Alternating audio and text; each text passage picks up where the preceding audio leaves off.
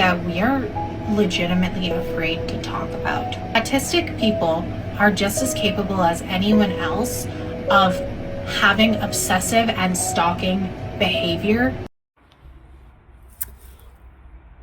I've been meaning to stitch, well, I don't use TikTok anymore, so it would be more like to add to this video, because what she states, what the original content creator states in this video, is actually truth.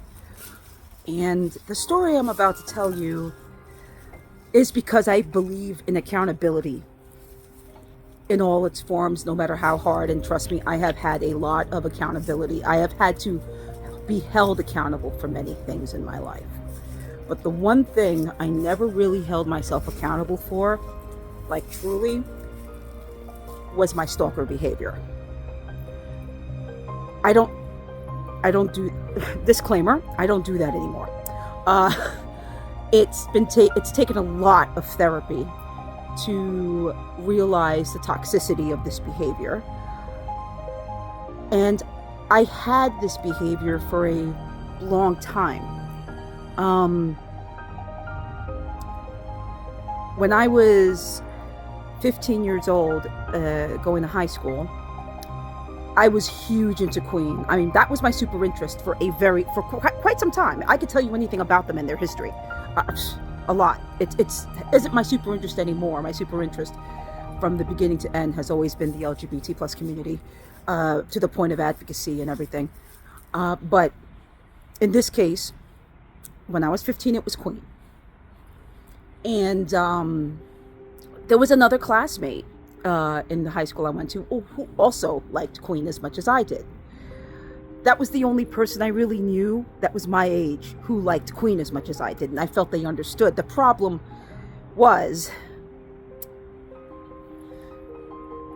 I didn't seem to understand the boundaries of what I didn't respect the boundary of space.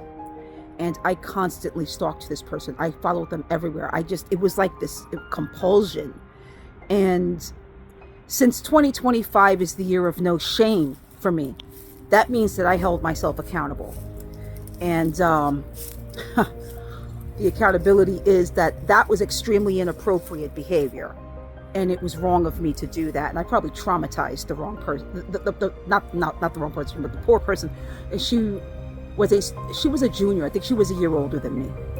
And it would take a bit for me to just stop when she basically went off on me. It took that. Now, fast forward to 1995, 96, and it happens again, only with some other girl, and it's me writing these stalkish fucking letters because that was my behavior when I don't know what I was trying to get out of that. And I feel bad to this day about it, but the point of it is that the accountability being held feels good to talk about it.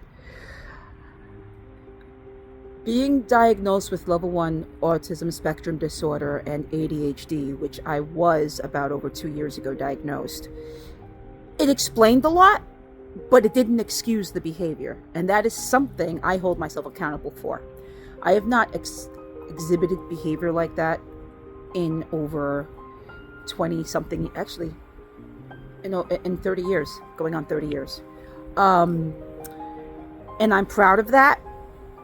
But what this original content creator is stating is very true in the autism community.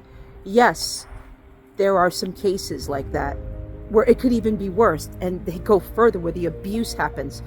But and I was quite abusive in a lot of relationships, I'm not going to lie.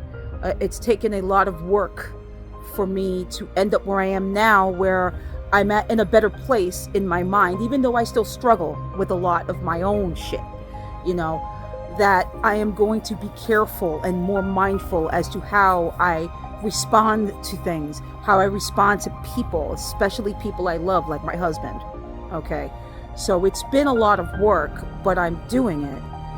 But yes, there was a time when I was a teenager where I struggled with stalkish behavior, and it really affected people in my life. And for that, I am sorry. And Yeah. Thanks for listening.